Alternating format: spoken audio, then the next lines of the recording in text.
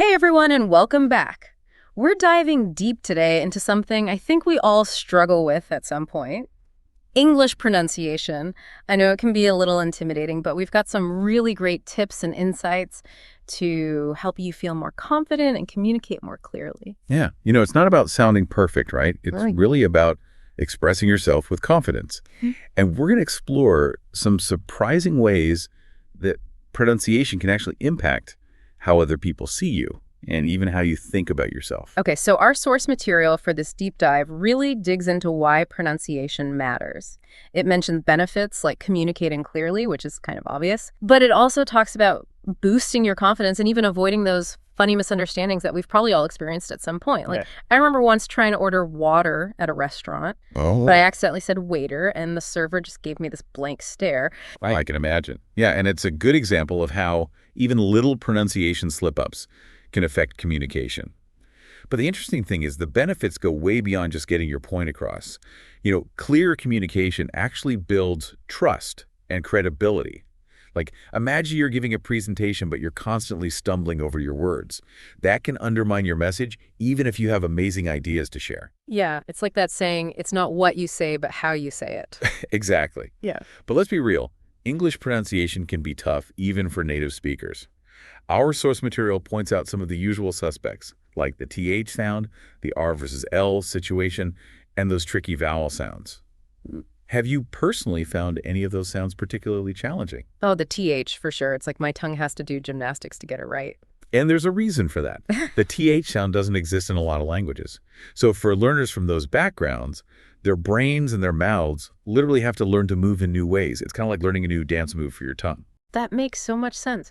So how can we actually tackle this pronunciation challenge? I know our source is full of tips and exercises. Yeah, and I like that it goes beyond just telling us what to do and actually explains why these tips work. It helps us understand how to really make those changes last. Okay, so tell us, what's the first tip? Well, the source suggests using the power of mimicry.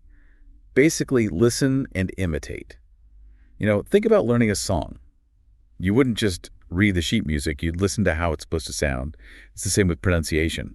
Immerse yourself in English, like movies, podcasts, even just listening to conversations around you, whatever you enjoy, and then try to copy those sounds. So basically, surround yourself with English and let your brain do its thing. Exactly. Our brains are amazing at picking up patterns and then repeating them. So when you listen to native speakers, you're kind of subconsciously absorbing the rhythm, the intonation, all the little details of how they speak. That's pretty cool. So it's not just about memorizing things. It's about training your ear and your mouth to work together. But what about those really specific sounds that trip us up, like that PH sound we talked about? Well, the source recommends focusing on those tricky sounds. So if TH is your nemesis, make a list of words with that sound and just practice, practice, practice. And, research actually suggests that mastering sounds like TH can not only make you clearer, but it can also make you feel more confident, like you've overcome this hurdle. Interesting. So it's not just about sounding right. It's about feeling more comfortable with your ability to communicate. Exactly. And practice doesn't have to be boring. You can make it fun. Use a mirror to see how your mouth is moving. It might feel silly, but it's super helpful for making those subtle changes and building muscle memory. I like that, turning practice into a little performance. I've heard that some actors warm up their face muscles before going on stage, so it's not that different. Right. But before we go any further, I'm curious about something you mentioned earlier. Word stress. Our source talks about that too. Can you explain that a little more? Yeah, sure.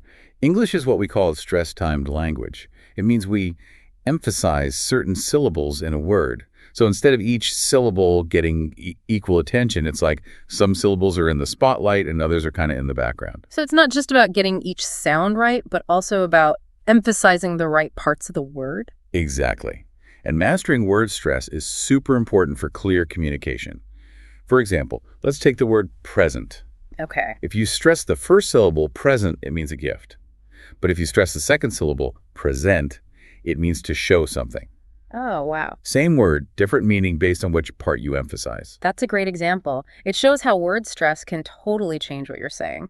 So how do we practice this? Does our source have any tips? You bet. Those fun, sometimes silly tongue twisters? They're actually a great way to train your mouth to handle tricky sounds and stress patterns. For example, She Sells Seashells by the Seashore is a classic for a reason. It drills those S and SH sounds. Oh, I love tongue twisters. They're like pronunciation workouts. So, what other goodies does our source have for us? Okay, tongue twisters sound fun, but what about those common mistakes we should try to avoid? You know, the pronunciation potholes that can trip us up? Ah, yes. Our source definitely talks about those. And one of the biggest culprits is those silent letters that love to hide in the English language. Oh, tell me about it. Like, why is there a K in knee if you don't even say it? It's like a trap for language learners. Right. It's definitely a quirk. Those silent letters are kind of like fossils, remnants of older pronunciation rules. For example, that K in knee used to be pronounced, but over time it faded away, leaving the spelling as a clue to the word's history. It's interesting how language changes, right? Yeah, it really is. Like, we're speaking a language with echoes of its past. Okay, so silent letters are definitely something to watch out for. Any other pronunciation traps we should be aware of? Absolutely. Our source warns us about adding extra syllables where they don't belong. You might have heard this one, the case of pronunciation versus pronunciation. It's a super common mistake, especially when we're trying hard to get all the sounds right. Right, it's like we're overcompensating, trying to give each syllable its own moment to shine. You got it. And then there are those tricky word pairs that sound almost the same, like ship and sheep or bat and bet. Oh, those minimal pairs. They can be so confusing. It's like trying to spot the difference between two pictures that are almost identical. Exactly. And they can be really tough because the difference is often so subtle. Yeah. It all comes down to those tiny vowel sounds that can be hard to hear. So how do we train our ears and our mouths to handle these minimal pairs? Yeah. Any tips from our source material? Yeah, the source recommends practicing them side by side, really paying attention to how the position of your tongue in your mouth changes the sound.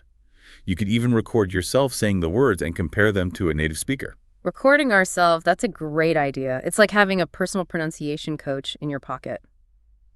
Speaking of practice, are there any other tips or techniques from the source that stood out to you? Definitely.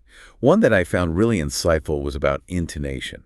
You see, English isn't just about pronouncing individual words correctly. It's also about the music of the language, the rising and falling tones that add extra meaning to what we're saying. Oh, I see. So it's like adding punctuation to your speech. A rising tone at the end of a sentence for a question, a falling tone for a statement. Exactly. Intonation can completely change how a sentence is understood. It's like the difference between reading something in a monotone voice and reading it with expression. It brings the language to life. That's a great analogy. And it highlights how pronunciation is about so much more than just getting the sounds right. It's about using your voice to convey meaning, emotion, all of that. You nailed it. It's about communicating effectively and authentically.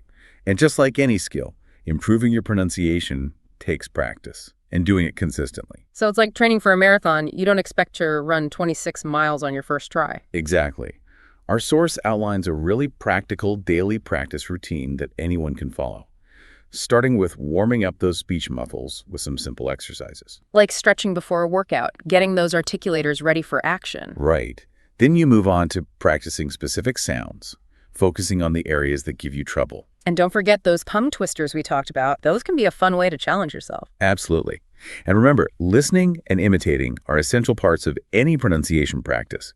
Surround yourself with the sounds of English as much as possible. Okay, so we've got our warm-up, targeted practice, tongue twisters, and lots of listening and imitating. What else does our source recommend for building pronunciation stamina? Well, they really emphasize recording yourself and listening back to it. It's amazing what you can hear when you listen to your own voice from a different perspective. You can identify those areas where you can improve and see how you're progressing over time. It's like having a pronunciation mirror, letting you see and hear those areas where you can fine-tune your speech. So we've covered a lot of ground today, the importance of pronunciation, common challenges, lots of practical tips, even a daily practice routine. What I found really inspiring from our source material was the focus on patience and being kind to yourself. Yeah, it's so important to remember that progress takes time and effort.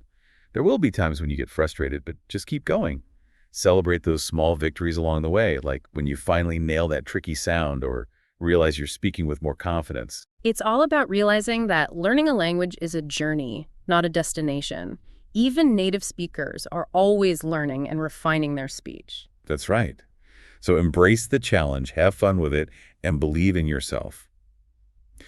Now, maybe it's time to switch gears a little and explore a slightly different side of pronunciation. Ooh, Sounds intriguing. What are you thinking? So we've talked a lot about like the technical side of pronunciation, but this whole deep dive has got me thinking about the bigger picture too, the cultural side of it all. Yeah, for sure. And that's something our source material touches on too.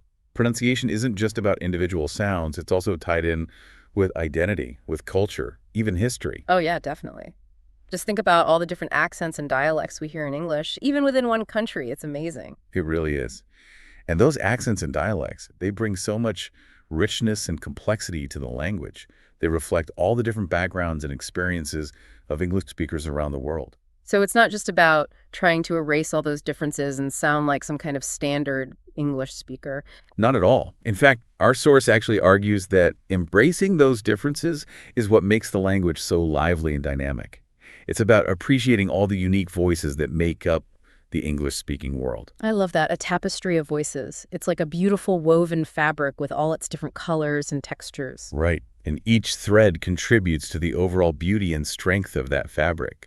Of course, there are times when clear communication is super important, like in professional settings or when you're talking to people from different backgrounds. Right, so how do we balance that? Embracing diversity, but also making sure we're clear. Does our source have any advice on that? It does. It suggests that being aware of your own accent and how other people might perceive it is important. And it also encourages us to be respectful and understanding of other accents and dialects. So it's about finding that balance between keeping your own unique voice, but also making sure you can communicate effectively. Exactly. It's about being mindful and knowing when to adapt. This deep dive has been so eye-opening. It's made me realize that pronunciation is about way more than just sounding correct.